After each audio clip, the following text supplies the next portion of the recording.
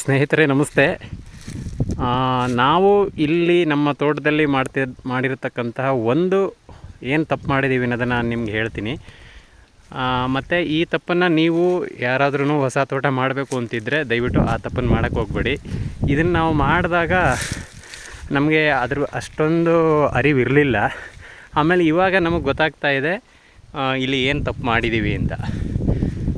ಇಲ್ಲಿ ಏನಾಗಿದೆ ಅಂತ ಹೇಳಿದ್ರೆ ನೋಡಿ ಇದು ರಸ್ತೆ. ಈ ರಸ್ತೆ ಪಕ್ಕದಲ್ಲೇ ಇದು ಒಂದು ಟ್ರೆಂಚು. ನಾವೇನು ಮಾಡಿದ್ದೀವಿ ಅಂತ ಹೇಳಿದ್ರೆ ಈ ಟ್ರೆಂಚ್ ಪಕ್ಕದಲ್ಲೇ ನಾವು ತೆಂಗಿನ ಗಿಡಗಳನ್ನ ನಾಟಿ ಮಾಡಿಬಿಟ್ಟಿವಿ. ಏಕೆಂತ ಹೇಳಿದ್ರೆ ನಾವು ಅವಾಗ ಮಾಡಬೇಕಂತ ಹೇಳಿದಾಗ ಇದ್ರ ಬಗ್ಗೆ ನಮಗೇನು ಅಷ್ಟೊಂದು ಐಡಿಯಾ ಇರಲಿಲ್ಲ.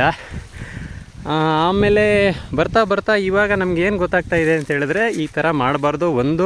ಈ ಥರ ಮಾಡೋದ್ರಿಂದ ನೋಡಿ ಈ ಗಿಡ ಮತ್ತು ಈ ಗಿಡ ಎರಡೂ ಒಂದೇ ಸಲ ನಾಟಿ ಮಾಡಿರ್ತಕ್ಕಂಥದ್ದು. ಸೊ ಇದು ಸ್ವಲ್ಪ ಬೆಳವಣಿಗೆ ಕಮ್ಮಿಯಾಗಿದೆ.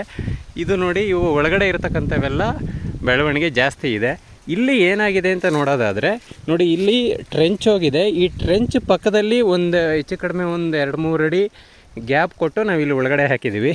ಸೊ ಹಾಗಾಗಿ ನಮಗೇನು ಅನ್ನಿಸ್ತಾ ಇದೆ ಅಂತ ಹೇಳಿದ್ರೆ ಪ್ರಾಕ್ಟಿಕಲ್ಲಾಗಿ ಈ ಟ್ರೆಂಚ್ ಇರೋದ್ರಿಂದ ಈ ಟ್ರೆಂಚ್ ಇರೋ ಕಡೆ ಅದು ಬಹುಶಃ ಬೇರುಗಳನ್ನ ಬೆಳವಣಿಗೆ ಮಾಡಿಕೊಂಡು ಅಭಿವೃದ್ಧಿ ಹೊಂದಲಿಕ್ಕೆ ಸಾಕಾಗ್ತಾ ಇಲ್ಲ ಅಂತ ನಮ್ಗೆ ಅನ್ನಿಸ್ತಾ ಇದೆ.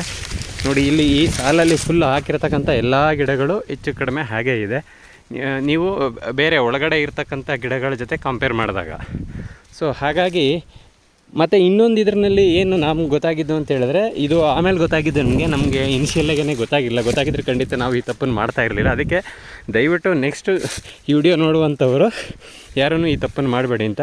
ಸೊ ಅಟ್ಲೀಸ್ಟ್ ಒಂದು 10-15 ಅಡಿ ಒಳಗಡೆ, ಇವಾಗ ನಮ್ಮದು ಬೌಂಡ್ರಿ ನೋಡಿ ಇಲ್ಲಿದೆ, ಈ ಬೌಂಡ್ರಿ ಒಳಗಡೆಯಿಂದ 10-15 ಅಡಿ ಒಳಗಡೆ ನೀವು ಹಾಕ್ಕೊಂಡ್ರೆ ಅವಾಗೇನಾಗುತ್ತೆ, ಕಾಯಿ ಬಿದ್ರೂ ಸಹ ಅದು ನಮ್ಮ ಬೌಂಡ್ರಿಯಲ್ಲೇ ಬೀಳುತ್ತೆ. ಇವಾಗ ನೋಡಿ ನಾವು ಈವನ್ ಇಲ್ಲಿ ಫೆನ್ಸ್ ಹಾಕ್ಸಿದ್ರು ಅಥವಾ ಇದು ಮಾಡಿದ್ರು ಸೊ ಇದು ಆಚೆ ಕಡೆಗೆ ಬೀಳಬಹುದು. ಮತ್ತು ನೋಡಿ ಬೆಳವಣಿಗೆ ಇವಾಗ ಅಲ್ಲಿ ಸಿಮೆಂಟ್ದು ಟ್ರೆಂಚ್ ಇದ್ದಿದ್ದರಿಂದ ಏನಾಯಿತು,